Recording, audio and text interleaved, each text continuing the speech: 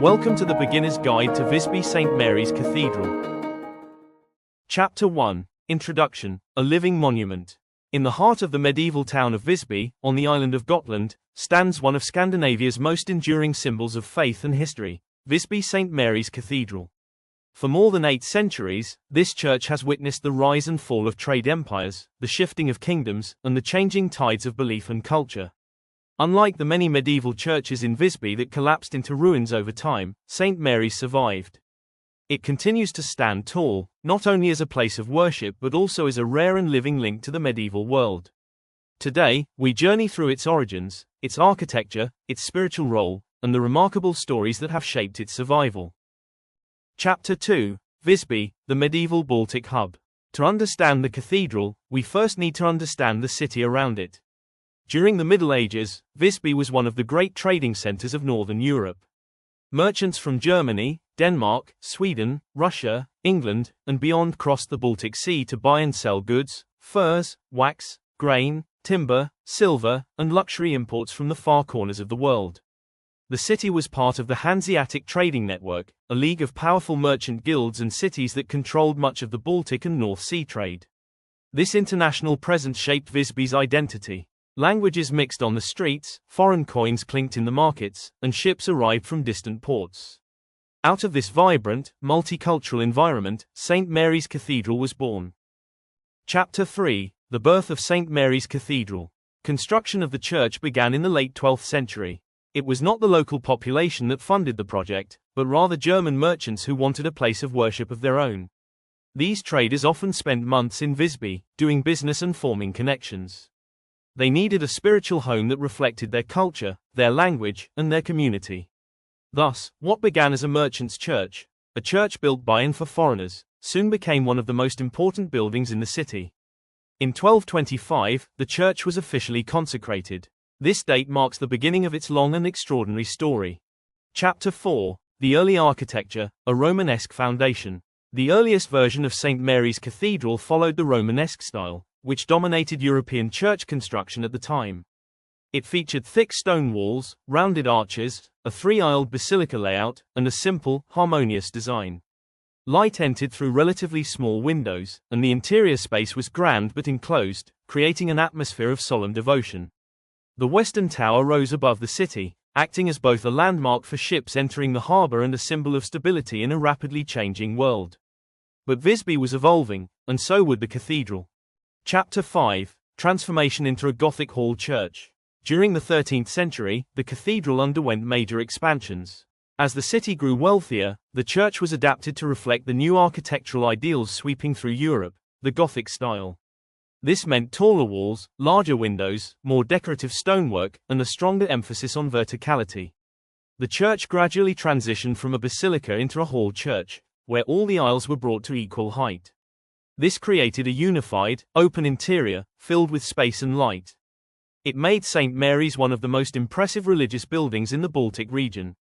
The combination of Romanesque foundations and Gothic additions gives the cathedral its unique character, blending strength and serenity into a single architectural vision. Chapter 6. A church divided, 2 congregations under one roof. One of the most fascinating aspects of St. Mary's medieval history is its dual identity. The church served 2 congregations at the same time, the German-speaking traders who funded and built it, and the local Gotlanders who formed the heart of the island's traditional society. To accommodate both communities, the church had 2 priests, 2 altars, and services held in different languages. This arrangement reflected the cosmopolitan nature of Visby, a city where cultures met but sometimes remained separate. Yet within these walls, differences were bridged through shared worship, creating a unique spiritual melting pot that symbolized the entire Hanseatic era. Chapter 7. Fire, Turmoil, and Restoration. Throughout its long history, St. Mary's Cathedral has endured challenges that tested its endurance. In 1744, the West Tower was struck by fire, severely damaging its upper section. The tower's current shape, with its distinctive Baroque-style roof, dates from the reconstruction that followed. The church also faced natural wear, shifting political powers, and periods of economic decline. But time and again, the people of Visby restored and protected it. In the late 20th century, from 1979 to 1985, A comprehensive restoration took place, strengthening the structure, conserving the artwork, and returning the cathedral to its medieval dignity. Each era left its mark, but the soul of the building remained unchanged. Chapter 8: Treasures of the Interior. Stepping inside St. Mary's is like stepping into a living museum. The interior is filled with artifacts that trace the cathedral's long story. A baptismal font from around 1240, carved stone that has welcomed generations into the Christian faith. A 13th-century wooden Christ figure, a rare survivor that carries the gentle artistry of medieval craftsmanship. Marble epitaphs, medieval tombstones, ornate chandeliers, and centuries-old furnishings reveal Visby's many layers of history. Each object has its own story, and together they form a quiet yet powerful reminder of the countless lives that have passed through these walls. Chapter 9: From Reformation to Modern Times. The 16th century brought the Protestant Reformation to Scandinavia, transforming the religious landscape. St. Mary's adapted to the new Lutheran faith, and in 1572, it was elevated to the status of cathedral, the spiritual center of the entire Diocese of Visby. Over the centuries that followed, it continued to function not only as a church but as a cultural and social gathering place for the community. Today, it hosts concerts, ceremonies, community events, and services that draw both locals and visitors from around the world. Its bells, which have rung across Visby for centuries, continue to mark the passage of time. Chapter 10: The only surviving medieval church in Visby.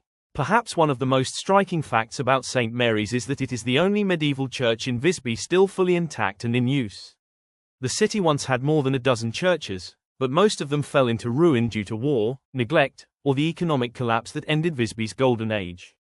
Today, these majestic ruins are iconic features of the city, silent reminders of its past glory. But St. Mary's endured. It survived because it remained active, important, and carefully maintained. It stands today not just as a church, but as the last complete architectural voice of Visby's medieval era. Chapter 11: 800 Years of History. In 2025, the cathedral celebrates the 800th anniversary of its consecration.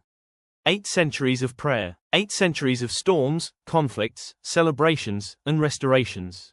8 centuries of human lives beginning, ending, and unfolding within these walls.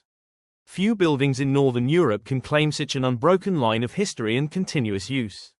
St. Mary's Cathedral stands as a testament to endurance, a rare thread that connects the people of today with the people of the 13th century. Chapter 12: Conclusion: A cathedral that lives on. Visby St. Mary's Cathedral is not just a monument of stone and glass. It is a witness to the rise of the Hanseatic world, a sanctuary that served 2 cultures, and a survivor among ruins.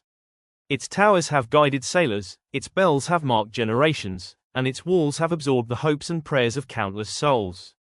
If you ever visit Visby, step inside this remarkable cathedral. Look up at its vaults, feel the weight of its history, and remember that you are standing in a place where 800 years of human stories are still alive.